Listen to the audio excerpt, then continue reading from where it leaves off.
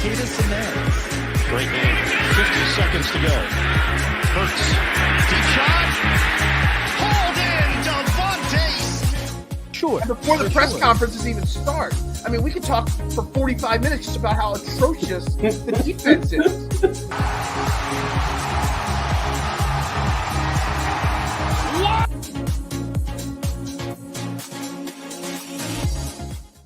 And a very good morning, everybody, and welcome to Trending in the AM right here on DSM Media. We're live, as always, Facebook, Twitter, Twitch, and YouTube. Make sure you hit share. Make sure you hit follow. Retweet. You know the drill. Smash all those buttons, and let's build the audience here on DSM Media. If you want to get involved in the show, I'm rolling solo today, so you get involved. Your questions, your comments, your thoughts on the topic. You gotta help me. You gotta put those comments up on the screen. Easiest way to interact is on the DSM YouTube page or the DSM Facebook page. Those are the only two places that you comment. We're on Twitch as well, because we are on Twitch, and those comments do show up as well. But I know absolutely nothing about Twitch. You get the comments on those three pages, then I could just put your comments right up on the screen. I could discuss them with you as we go. Sixers, no man land. That is going to be a topic that I'm going to discuss at some point here very shortly.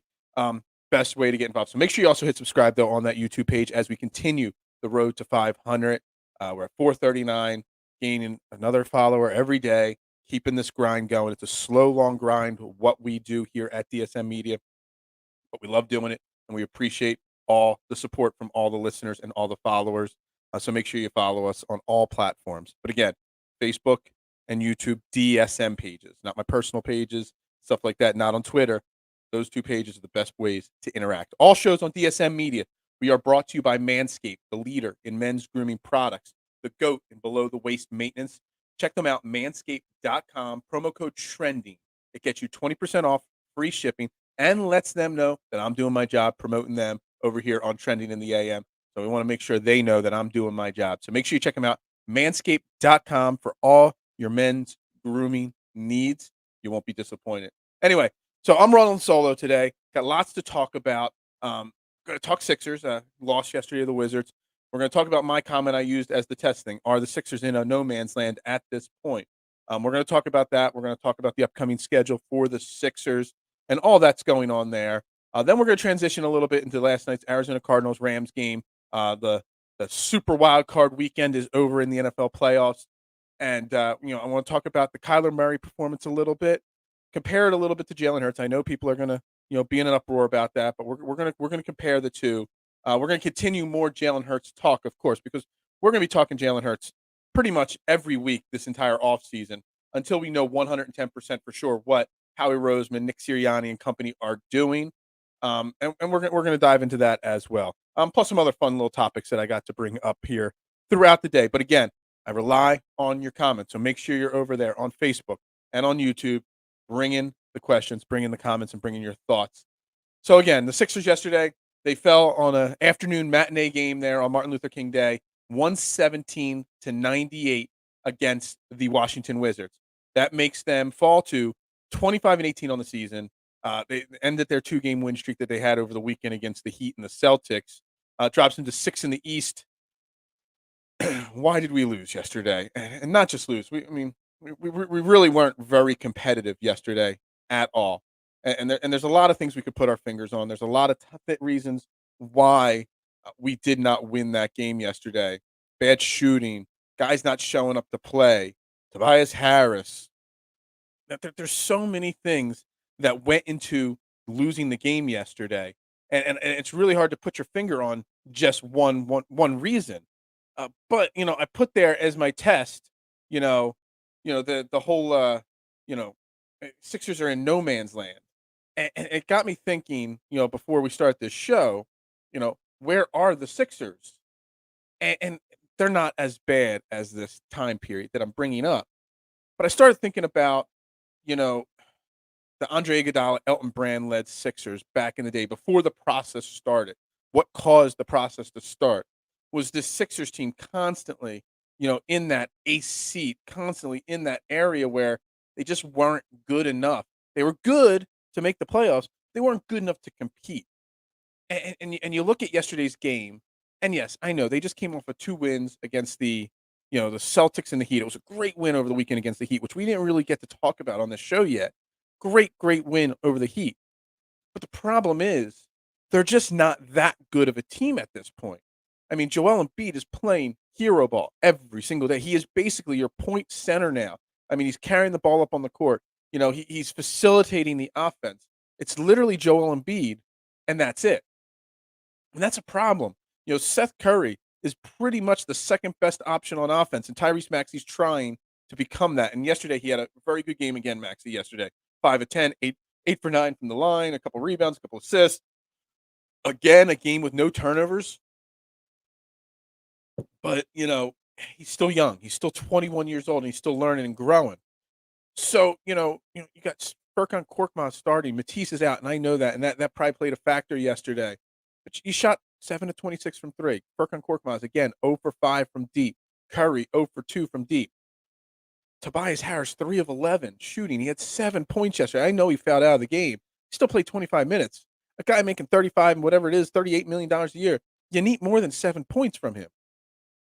You're just looking up and down this box score, and it's like, this is way too consistently an issue with this team. And it's why I think that they're just an okay team. And I'm looking at the standings right now, the Eastern Conference standings. The Bulls are falling. They got some injuries. Ball is out with some problems. Zach LaVine is out. He won't be back in for at least a week or two. They're falling a little bit. The Heat climbing up. They're in they're tied for the number 1 spot with the Bulls. Then you got the Nets. The Cavaliers are winning a lot. They're on a 5-game winning streak. They're up to the 4 seed. The Bucks have fallen to 5. We're at 6. Hornets 7. Washington 8.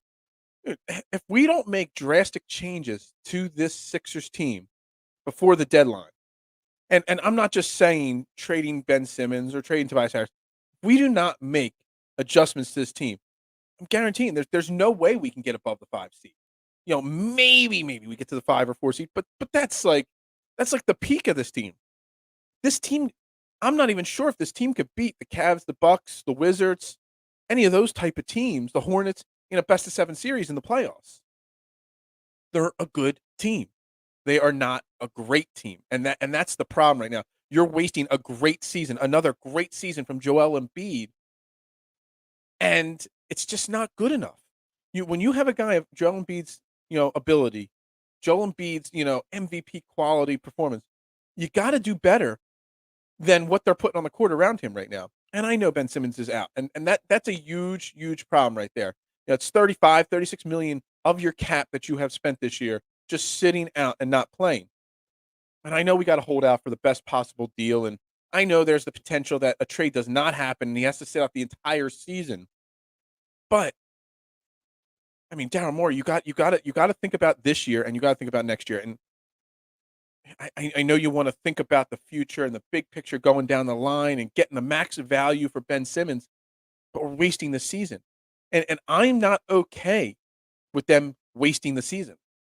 I want this season to be as good as it possibly can. And look, again, we've had an actual decent month of January. 6-2 so far this month. We got 7 games left this month. Okay. Some really winnable games again. We got Orlando Wednesday night, tomorrow night, home. The Clippers come on Friday night, home. Then we go to San Antonio for a Sunday game. And then we go home again for 4 more straight games. The Lakers, the Kings, the Grizzlies, and the Wizards are into February. So, but we got a 1, 2, 3, 4, 5-game homestand there. 6 of our next 7 games at home.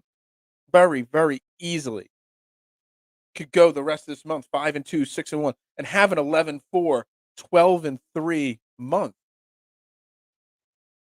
But still, that's based off of because of the easy schedule. And then when you get into February, when the schedule gets tougher and you're playing Washington, Dallas, Chicago, Phoenix, Cleveland, Boston, Milwaukee, Minnesota, even a pretty good team, New York, now all of a sudden you're playing those good teams. If we stay the course as we are right now, all the good work we do and put in here in January to improve our record, improve our rankings in the standings, it's all for nothing because this team against the good teams is just average.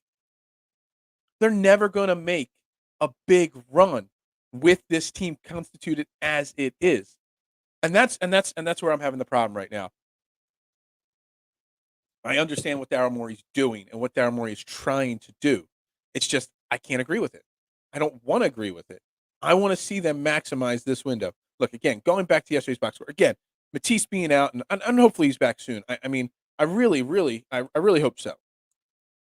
But Tobias Harris, again, I'm going to harp on it, and he had a couple good games there, but yesterday was just atrocious. 25 minutes played, 7 points, 1 rebound, 1 assist, and he fouled out in 25 minutes. Yeah, you got to be better. And I know there was a lot of fouls called yesterday. Embiid had 4, Burkon had 4, 3. Drummond had 5. I know the rest were playing a lot of ticky tack foul calling and stuff like that. But still, you got to be better. Furkan Korkmaz is not a starting player in this league. He's a nice bench piece, and when he's hot, he's hot. That's great. But come on, Curry. It's a shame, but he is the number 2 focal point. It's basically Embiid and Curry running the offense, and then Maxey, when he's there. Maxey yesterday, for as good as he performed, he was the second best player on the court yesterday for the Sixers. Okay, I know it's an odd stat, but the plus minus, he was minus 28, minus 28 on the court yesterday. That's not good. You cannot win when your starting point guard is a minus 28. I don't care that he had no turnovers. He had 3 assists, 1 steal. Great. But you were a minus 28. You didn't stop the guys that were in front of you. You got to play better. And that's, I understand the whole Ben Simmons not being here. The loss of Ben Simmons, the loss of Matisse Thybulle, when you have both those guys not playing now on the team, and even Danny Green, I'll throw into it because I know Danny Green's had a rough go of it this year in Philly with the fans. But there's no perimeter defense on this team. There's nobody. And what's funny about yesterday's loss? I mean, we lost by 19 yesterday, but it's not like, the Wizards yesterday. Bradley Beal only had 13 points. He shot 5 of 12 from the field, 1 of 3 from deep. He didn't beat us. Spencer Dinwiddie, great start, 7 points, 1 of 5 from he basically took 5 3-point shots, and he was 1 of 5, and that was it. Come on, that's not good. When those two guys, their best scorers, aren't putting it up. Come on now, Kyle Kuzma led their starters with 15 points, and he didn't even play that well. His 16 rebounds. Now that's another problem. The fact that 42 rebounds for the Sixers, and Kuzma had 16 himself. That's not good. You can't let Kyle Kuzma out grab you there. The Sixers have a real serious issue with grabbing boards, especially against teams that jack up a lot of threes. They're just not boxing out properly. Outside of Joel, who else is grabbing boards? Tobias should be. He doesn't. He had 1 rebound yesterday. Furkan Korkmaz, he's not a rebounder. Come on now. We don't have any that loss of Ben Simmons and not doing anything with Ben Simmons as a trade or whatever. It's making such a big difference. And I want to think for a second out loud. It's just popping in. What if he's not traded by the February 10th trade deadline? Can Ben Simmons conceivably sit out the whole season? I saw somebody post about that on social media. What if, will Ben Simmons, if we don't trade him, sit out? Or after the trade deadline, if a deal doesn't get done, does he say, all right, well, I got to make some money, and, will you guys welcome me back with open arms? Would you welcome Ben Simmons back with open arms? If he's not traded, obviously we could use him. Obviously, we need his defensive prowess, his rebounding ability. Would you be okay with Ben Simmons not getting traded, then being like, all right, let's work out a deal. I'll come back. You'll work on trading me in the offseason. I'll show what I can do. It's something that's rolling around in my head. I mean, I've talked about it before. Would you welcome him back if he just showed up? And there's no reason to think why he wouldn't. Now, he's not going to show up during that stretch where we have, what was it again? 5 games in a row at home. 1, 2, 3, 4. Yeah, he would come back when, we have like a, couple road games. So the February 10th trade deadline, then we play February 11th at home. Then February 17th, we start a 3-game road trip. Maybe that's when he comes back. I don't know. It's just something that's rolling around in the head, something that's, percolating in my head there. That is something that maybe happens, maybe not. I don't know. It's tough to judge whether you'd want, him to come back or not, and whether you'd want to welcome him back into your locker room or not. But again, yesterday, Hachimura, 11 points, 5 rebounds yesterday. They didn't even play. I don't even know what happened to David Bertans. I mean, he was a DMP coach's decision yesterday. What happened to him? When Raul Neto's getting 23 minutes on your team, But Bertans, everybody wanted Bertans. He has completely fallen off the face of the planet this year for the Washington Wizards. And look, I'm not trying to be negative with the Sixers. My comment again of saying are in no man's land, or are they in no man's land? Look, it's not that they're in no man's land. They're still a good team. They're going to make the playoffs. They probably will finish at least at worst in the 6th seed. But does that mean anything? Is making the playoffs in the 6th seed for this Sixers squad? Because I know I said for the Eagles it was important to make the playoffs just for the playoff experience. But Joel Embiid has playoff experience. Tobias Harris has playoff experience. Seth Curry, the only one that the playoff, experience, gaining more experience would help is Maxey, and he played really well. Mad Maxey had his breakout in the playoffs last year. That's when he, kind of came to his own there. So most of the guys on this team that are the core pieces don't need the playoff experience. What they need is more talent and more help on this team so that they can make a deeper run. Because as constituted right now, this is a one-and-done team the Sixers have right now. They're not going to last in the playoffs.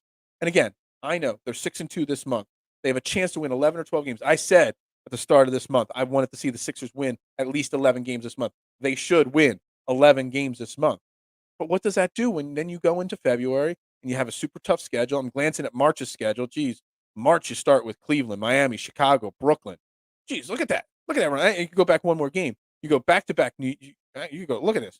Milwaukee from February 17th. Milwaukee, Minnesota. Well, you can go even further. Cleveland, Boston, Milwaukee, Minnesota, New York, Cleveland, Miami, Chicago, Brooklyn, Orlando, Denver, Cleveland, Dallas, Toronto, Miami.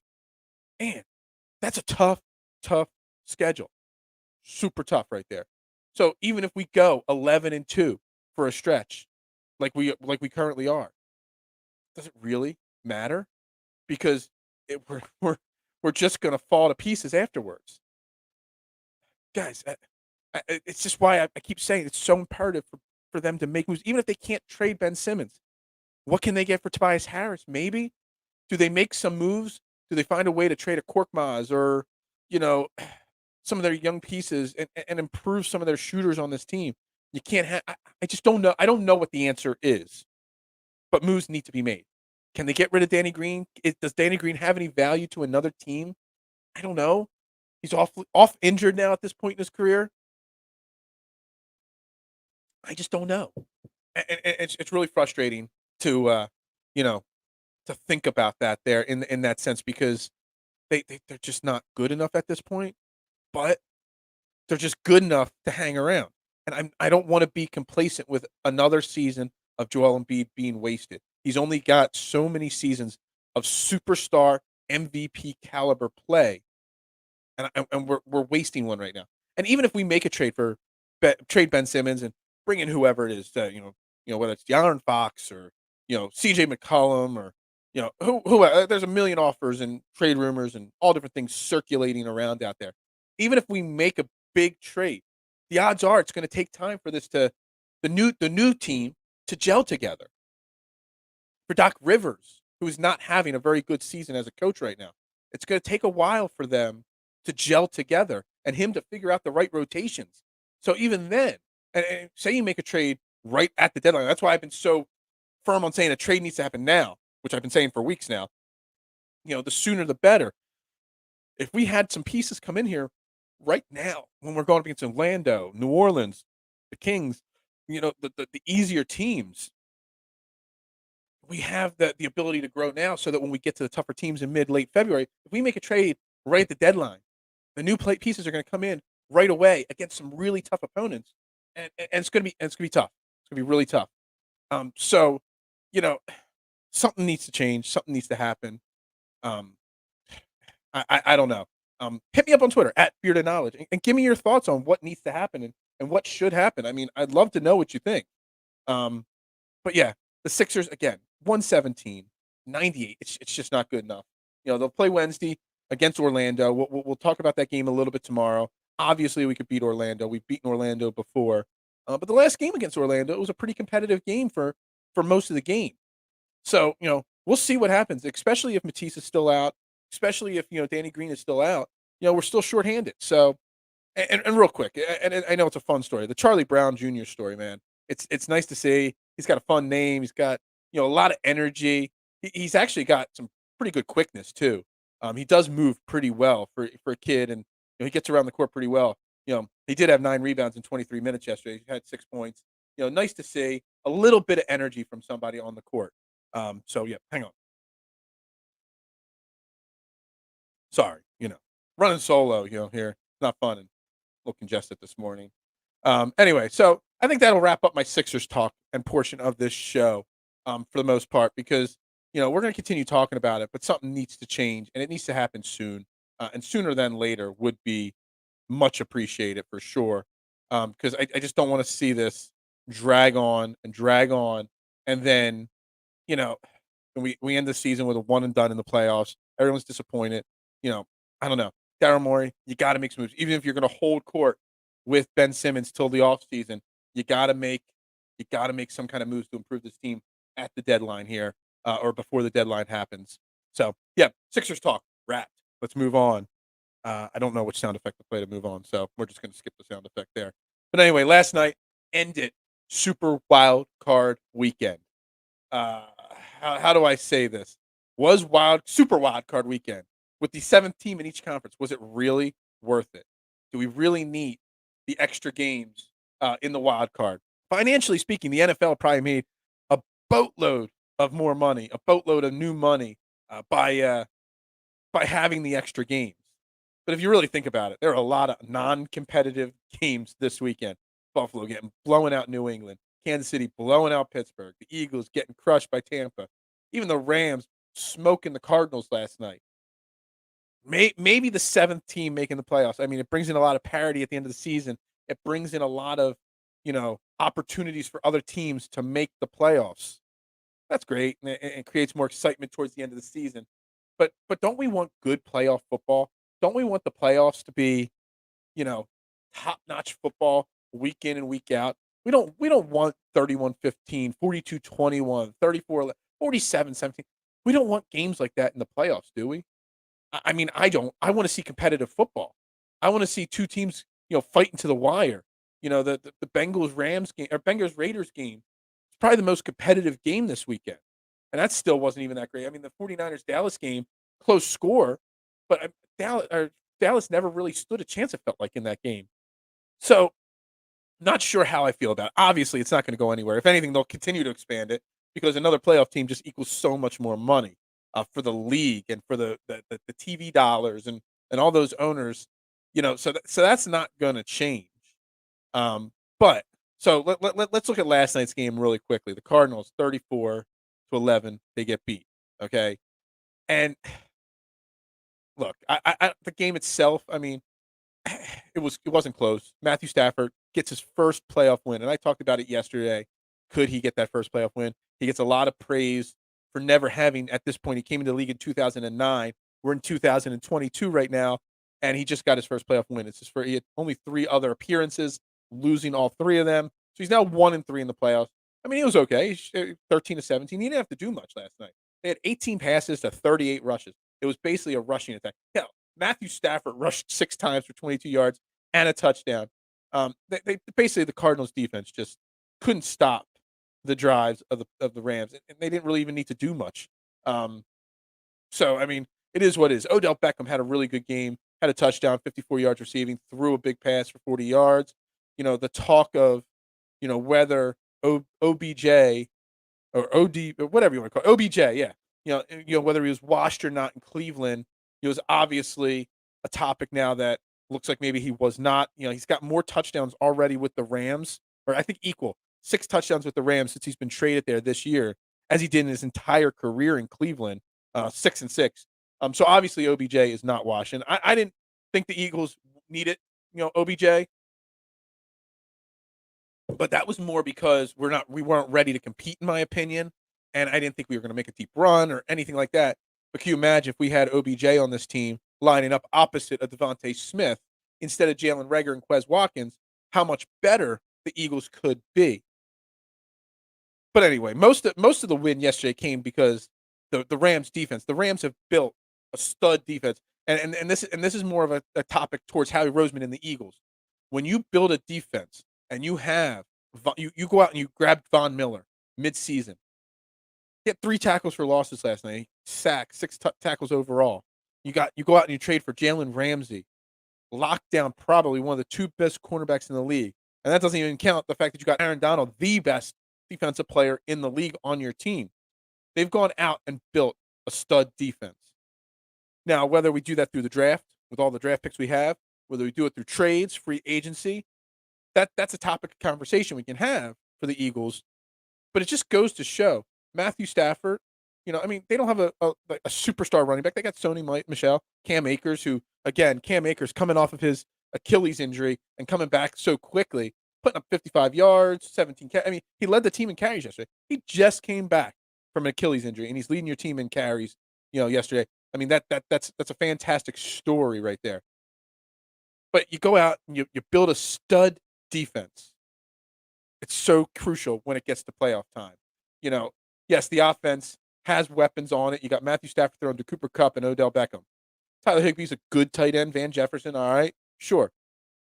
But, again, that stud defense that they have put together there is what's going to carry them in the playoffs if they continue. Next week, they face the Buccaneers, who just smoked us. Matthew Stafford's not going to win in a shootout against Tom Brady, most likely. But what he will do, their defense could slow Tom Brady down. Their defense, Ramsey locking up against Mike Evans. Mike Evans is not going to have a 9-catch performance like he did against the Eagles because you got Jalen Ramsey on him. And that's not a slight at Darius Slay, but I'm pretty sure Jalen Ramsey will be draped all over Mike Evans wherever Mike Evans goes. That's more a knock on the system they ran, where Slay stayed at his position the whole game, and if Mike Evans wasn't there, he wasn't the one covering Michael Evans. So that's that there. And on the other side of the football, the Cardinals, any more disappointing of 11-6 Kyler Murray, everybody was talking about him being a MVP frontrunner coming into this season. Come on. Kyler Murray is just as mediocre performance last night as Jalen Hurts had on Sunday. 19 of 34, 137 yards passing, 0 touchdowns, 2 interceptions. Their running game is just not good in Arizona. Chase Edmonds, he's not a 3-down back. James Conner had some good games mid-season this year, but he's just not, the bruiser and the great runner he was for a few years in Pittsburgh. Just goes to show how quickly running backs' careers can fall off a cliff.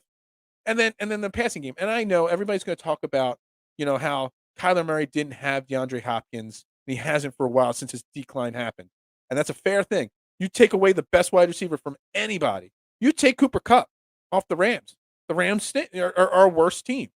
You take DeAndre Hopkins off the Cardinals. Obviously, you got Christian Kirk, you got Rondell Moore, you got A.J. Green, who didn't even have a catch. He had 3 targets, did not have a catch. You got Zach Ertz, who, he had some nice games once he got traded to the Cardinals. But again, let's remember who Zach Ertz is at this point. We have great memories. We love Zach Ertz and who he is as an Eagle. But let's be honest, he's a possession tight end now. He doesn't do much fantastic. He doesn't get much separation. He's a guy that's going to average. Last night, he had 3 catches for 21 yards, 7 yards per catch. That's what he is. Yeah, he might have some games where he has 5 or 6 catches, but he's not going to have more than 35 or 40 yards on those 5 or 6 catches. That's just not who he is at this point. So you take the best wide receiver off a team, the quarterback's going to struggle. But it's still not an excuse for, if Jalen Hurts having no weapons, having to throw to Jalen Reagor, Jalen Reagor would not be in the box score in Arizona because Kirk, Moore, Ertz, all these other guys are better than him. Quez Watkins, when you're comparing the secondary receivers of Jalen Hurts to the secondary receivers that Kyler Murray has, Kyler Murray needs to be able to do better, especially with there were no expectations on Jalen Hurts coming into this season. We were a bad team supposed to be. We made the playoffs. I know we had an easy schedule, but Jalen Hurts still was able to lead this team to the playoffs. Kyler Murray, on the other hand, he was expected to lead this team to the playoffs. He was expected to be one of the favorites to win the division. It was a tough division, obviously. Rams, Cardinals, and 49ers, all from that division, making the playoffs this year. So the strength of schedule, story, that does add up. But when you just look at it, Kyler Murray, will get next to no flack for his performance yesterday. And he should. He played atrocious. He's played bad most of the season, the second half of the season. Again, all without DeAndre Hopkins. But still, He's got to be better.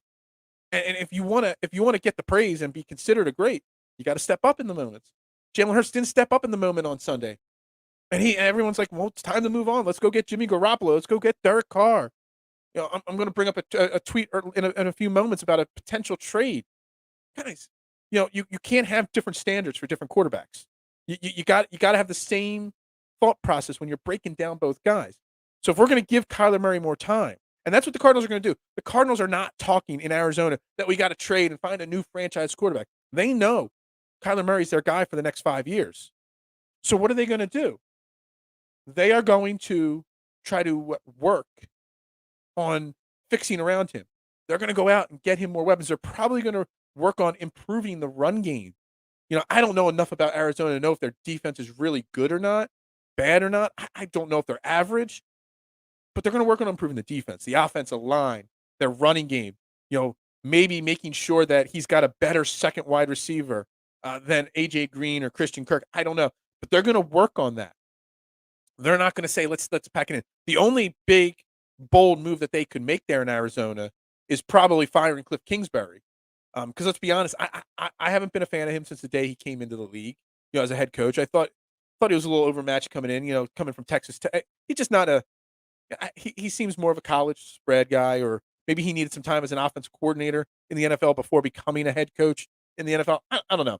It's another topic. That's the only bold thing that the Cardinals can do. So why can't the Eagles have that same philosophy? Where let's not talk about moving on from Jalen Hurts. How can we make Jalen Hurts better? Because that's what franchises do. And I talked about it yesterday. Talked about it this weekend on Twitter and on Trending in the AM yesterday. Josh Allen was atrocious his first 2 years in the league. Buffalo did not give up on him. They went out and said, what can we do to make Josh Allen better? Let's go draft a really good tight end in Dawson Knox. We already got that. Let's go out and add a superstar wide receiver to our rest of our wide receiver core. So now they got Stephon Diggs, Emmanuel Sanders, Gabriel Davis.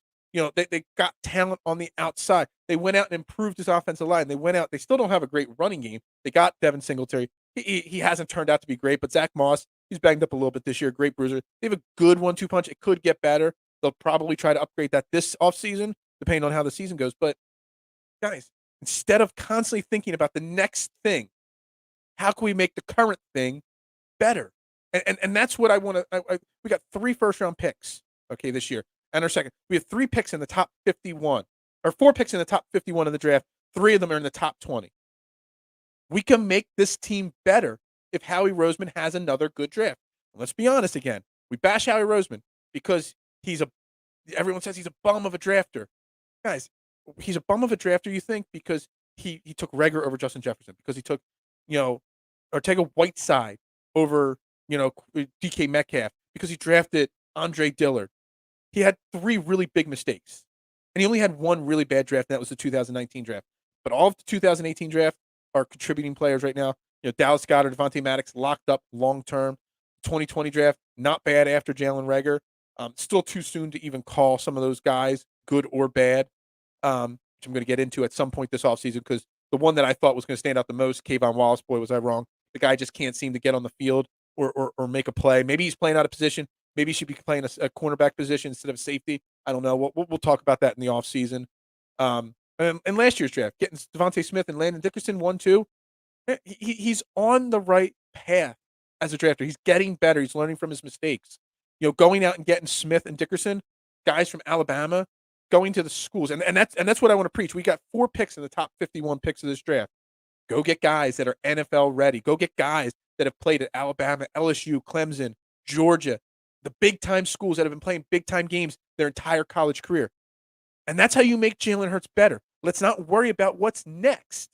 Let's worry about how we can make this guy better. And on top of those 4 top 51 picks, we've got about $12, $13 million in salary cap space at this point. It doesn't sound like much, but 2 simple things can happen. 2 simple things.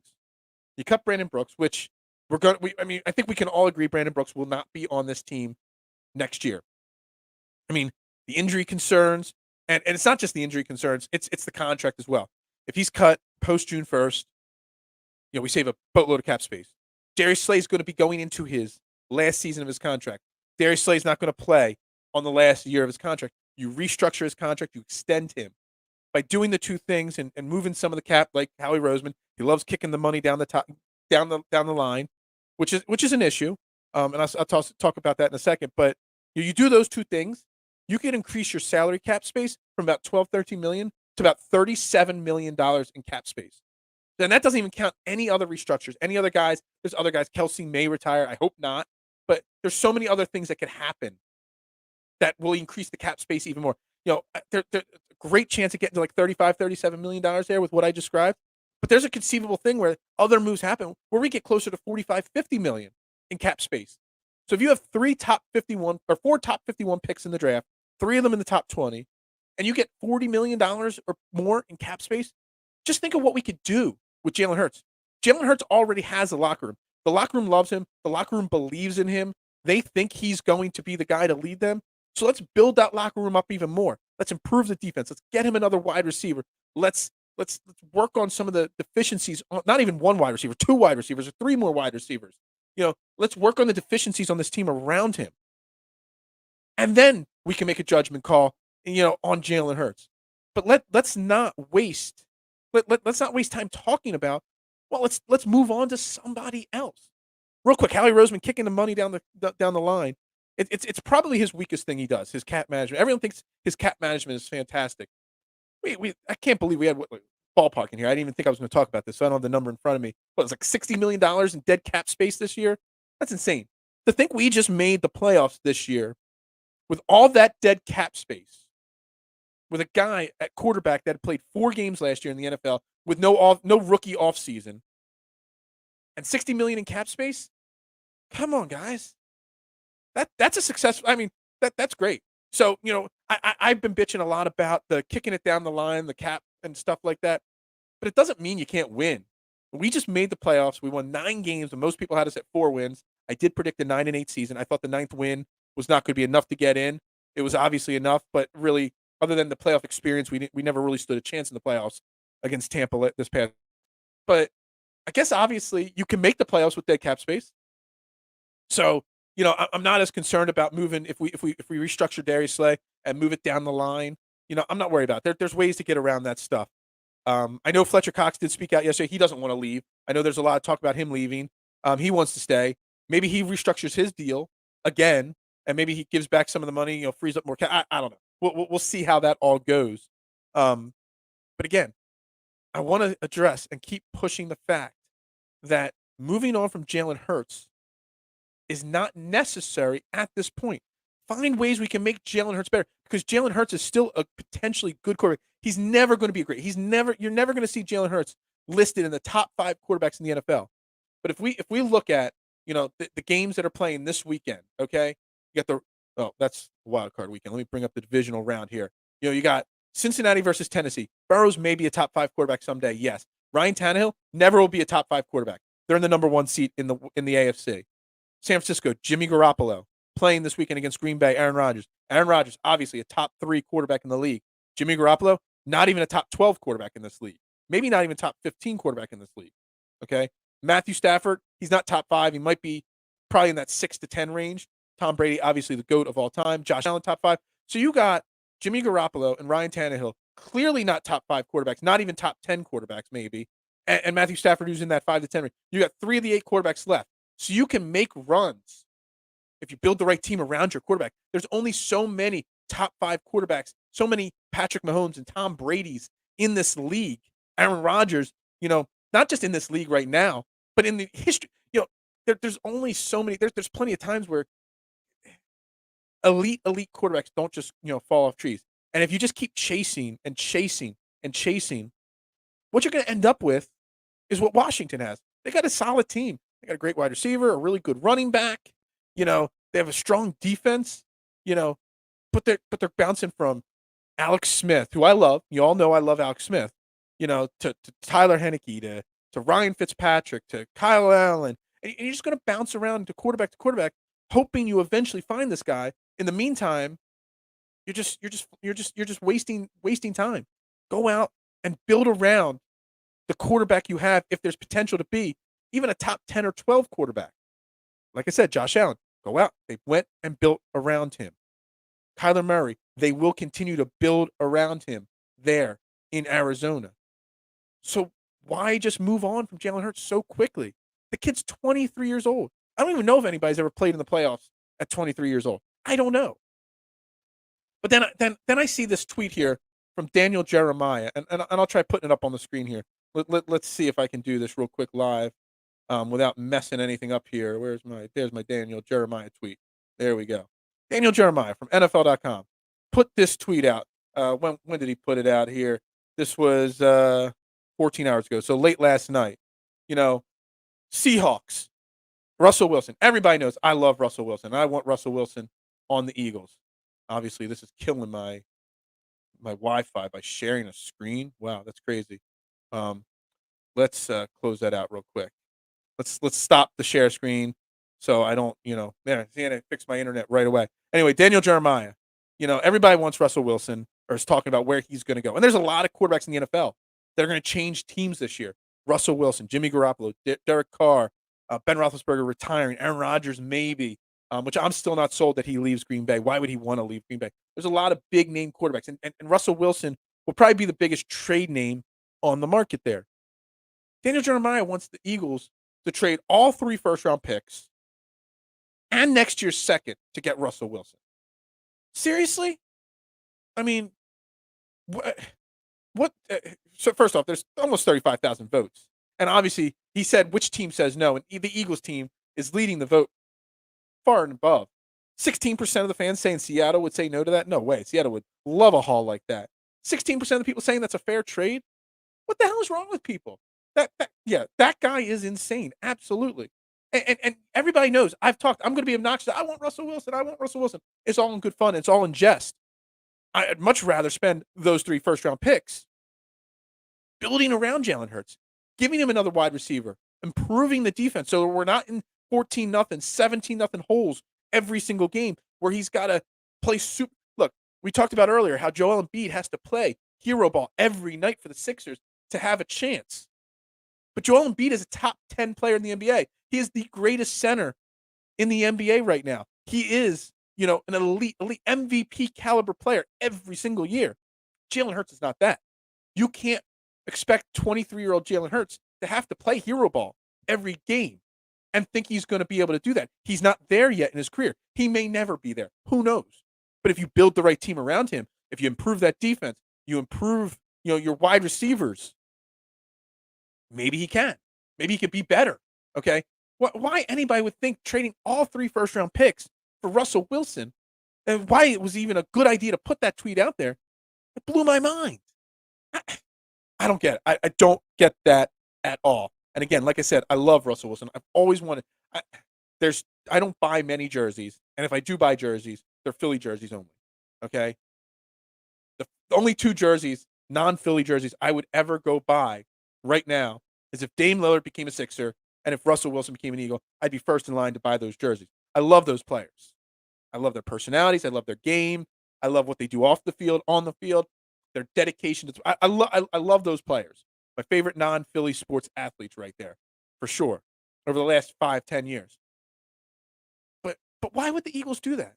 And why would Daniel Jeremiah think that's a good idea to put that tweet out there? Dude, I understand some people, and I'm even okay with moving one of those picks into 2023 as a backup plan. But really, deep down inside, I want to select all 3 picks, or maybe package those 3 to move up one, or take 2 of those 3 picks, move them up, and get even a better, the safety from Notre Dame, Hamilton. I don't follow college sports. As we get into the draft period here, I'll bring draft people on. I'll start formulating my opinion on the players we should draft and not draft. And I don't know a lot, but everyone says that the kid Hamilton from Notre Dame is the best safety in the draft. And I know everybody wants a cornerback, and I know everybody wants, linebackers and edge rushers, but I would love an elite safety. And if he's an elite safety, I would love them. If they have to move up to 12, if they have to take 19 and whatever they're 15 or whatever it is, 19 and 16, to move up to 12 to get him, I would love that. Get him and an edge rusher. We need so much. And I know we know that the Eagles don't value linebackers high in the draft. And guess what? Honestly, they probably don't draft a linebacker with those 3 first-round picks. They just probably don't, because they still need a safety. They still need an edge rusher. They still need a wide receiver. Don't rule out a first-round wide receiver. if not a first-round wide receiver, that 51st pick in the second round will probably be a wide receiver. They'll still address wide receiver in free agency, but don't be surprised if one of those first 4 picks is a wide receiver. Just saying. But they're going to need to get an edge. If they can get the safety Hamilton and go get one of those edge rushers with their other first-round pick, dude, you got me sold instantly. Then you get an elite edge rusher to improve our pass rush, which is atrocious. Maybe we don't need Ryan Kerrigan or Derek Barnett anymore on the line, and you go from there. Safety, a cornerback, they invested in Zach McPherson. I don't know. Maybe he's a good guy or not. Next year you got Maddox. You'll have Slay. You don't have Steven Nelson. So obviously they need a cornerback as well. But because they've invested like 9 trades and 9 practice squad spots on 4th and 5th and 6th round cornerbacks this year, they've literally got like 47 cornerbacks on their roster right now. I just don't know if they invest a first round pick in a cornerback. They will invest more draft capital and free agent money in cornerback, but I just don't know if it's going to be the first round pick. I still think so badly.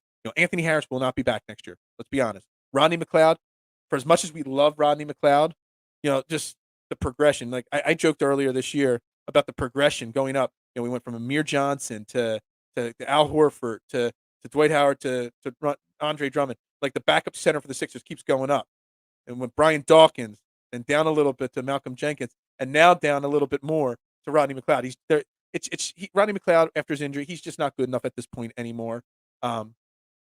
If you improve the person playing next to him, maybe he plays better. So I really think drafting an elite safety in the first round, if you can get Hamilton, if he is elite, and I'm going to talk to draft experts throughout the coming months on this show. We're going to bring on people to talk about this. If he is elite, I would invest the picks to move up to get him. So that's on that there.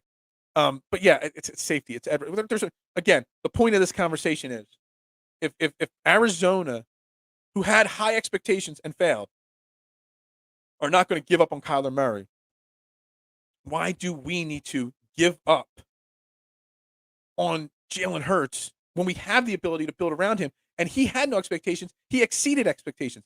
And he's going to put in the effort to be better. Yeah, we need to draft and sign it. Yeah, so basically we need to draft and sign a safety. We need to draft and sign a wide receiver. And we need to draft and sign a defensive end. They're the 3 biggest things. I mean, our linebackers, we need help at our linebackers, Casey. We do. But, TJ Edwards showed improvement. Maybe giving him a whole season next year, he gets even better. People still love Singleton. Davian Taylor, showed glimpses before he got hurt. Unfortunately, I'm hoping Davian Taylor is not going to be that guy that has a, injury bug kind of career. Because I still see some potential in Davian Taylor as well. So we know the Eagles aren't going to draft a first-round linebacker. Whether they bring in another TJ Edwards or Alex Singleton from free agency, or they draft another 3rd or 4th round guy, maybe that's what they do at linebacker. That's just probably I follow track records and trends, hence the name Trending in the AM, and Trending for 4 quarters when I do that show. I follow the trends, and Howie Roseman's trend is just not drafting first-round linebackers. But there's so many positions of need on this team. Worrying about Jalen Hurts should be at the bottom of the list because we know Jalen Hurts is going to put the work in to be better next year. He put the work in. He got better this year. He exceeded expectations. Now next year, we made the playoffs this year. There's going to be slightly higher expectations on Jalen Hurts next year. There's no doubt about that. But if you doubt him putting the effort in to get better, to try to be better, then I don't know what you're watching because the guy puts in the work every single day. I know he had that cliche term, rent is due. But come on. He really did put the work in, and he improved. And I don't doubt that. And the locker room loves him. The locker room, literally every single player in that locker room would run through a brick wall, I think, for Jalen Hurts. And you need that. Intangibles. So if you have elite intangibles, the off the field, the leadership, the drive, but an average skills, sometimes that's better than elite skills and no intangibles. So I think his intangibles outweigh where his skills are to the point where we should be comfortable and confident in going into 2022 with him as our starting quarterback, with all these draft picks, with all this cap space we're going to have. And we hope that next year's team is going to be better. To be honest, the NFC East is winnable every single year. No team wins the NFC East back-to-back seasons, so we can assume Dallas won't win it next year. Dallas is going to be a train wreck. I don't know what's going to happen. Mike McCarthy get fired or not. Who knows? But we could win that division next year. I mean, our schedule's going to get tougher, but I looked at the teams. I don't have it up on the screen right now. They're not. It's not a season where if we have a proper draft, if we have, some good signings in free agency, we could be another 9, 10, 11 win team next year. Because we're going to go up against some okay teams, next year at best. Yeah, we're going to have some tough games. We're going to have some okay teams at best on our schedule again next year. 9, 10 wins is not out of the realm of possibility again next year. And that's without knowing anything that's going on this offseason. So build around the intangibles that you have there. Build around him. Don't give up so quickly on a quarterback. You got to give these guys 2, 3, 4 years to really develop. Back in the day, quarterbacks, somebody said it yesterday, Steve Young, it was 5 years before he was a starter. Okay. Aaron Rodgers, how many years did he sit on the bench before he even got on the field? Okay. Giving up on kids. It's a now league. It's a now in sports. People want instant gratification. There's no patience. Let's be patient. Let's relax. Let's see what we do this offseason. And then we go from there. I don't know. I think I must not be a real Eagles fan, a real Philly fan, because I don't make rash and harsh decisions. I want to see the progress. I want to see the growth. I want to see what they can put around him. Really quickly, I mean, we'll get into them more detailed on Friday, on Football Friday. But the divisional round playoff games are set. You got the Titans at home against the Bengals. It's right now a 3.5-point favorite for Tennessee. If Derrick Henry's back, I think the Titans win that probably. I'll get more into it later. Like I said, if he doesn't play, I think the Bengals have a chance. You got the 49ers at Green Bay. Green Bay's a 5.5-point favorite this early in the week. Yeah, Packers probably win that game, no doubt about it. You got the Bucks against the Rams. It's a 3-point line. Buccaneers favorite. So it's basically a pick 'em on a neutral field. I think that game could be really close. The Rams, maybe they upset him, maybe not. Maybe that's the end of the Brady, playoff runs there. I don't know. But you never count again. I said last year, you don't bet against LeBron James until someone actually beats LeBron James. You don't bet against Tom Brady on this current run or the GOAT ever until somebody beats him. Maybe it's up this upcoming week, maybe not. And then the Bills-Chiefs game.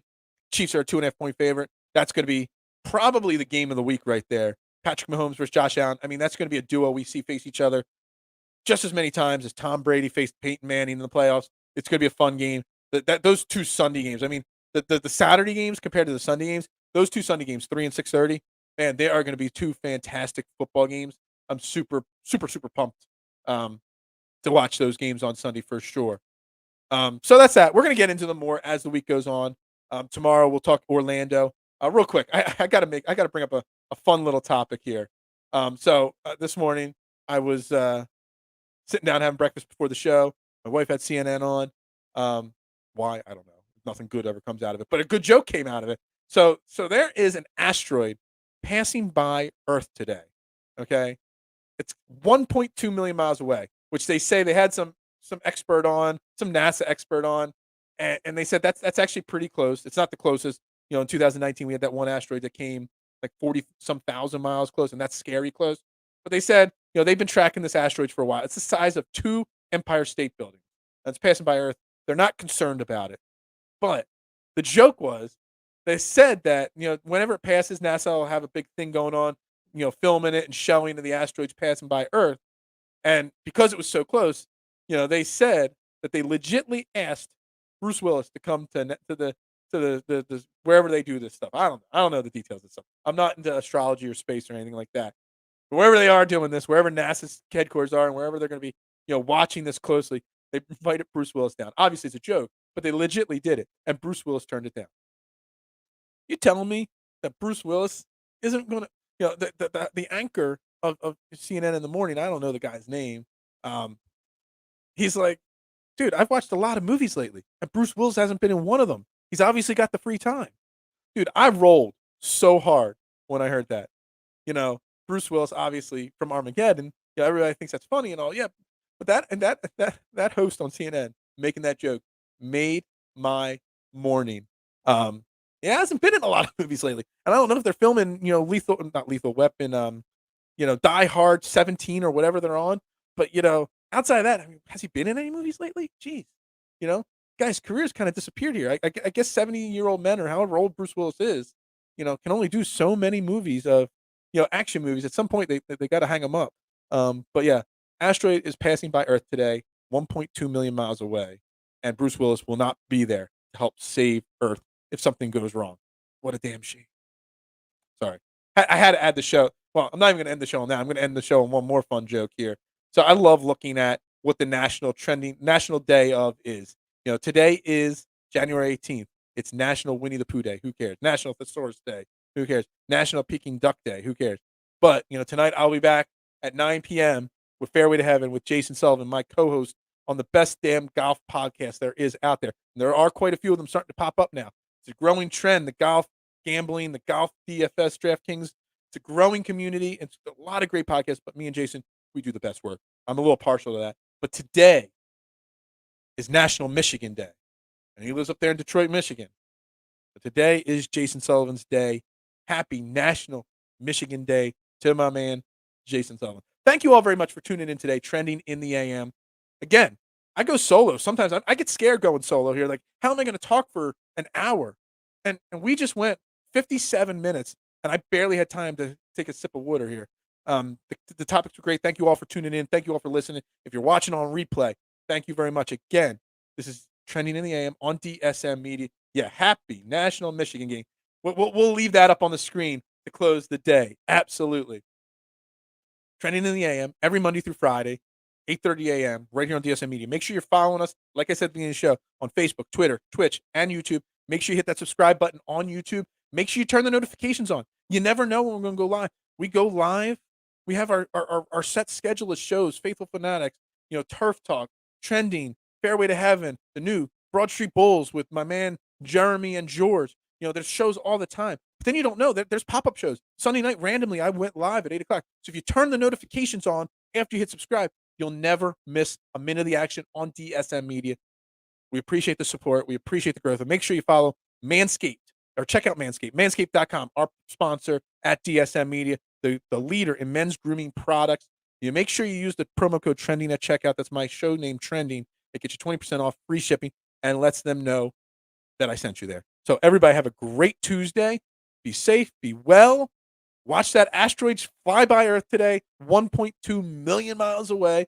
And have a happy Michigan Day. I'll see you guys later tonight, 9 p.m. for Fairway to Heaven with Jason Sullivan. Hey, y'all have a great day, and I'll talk to you later tonight.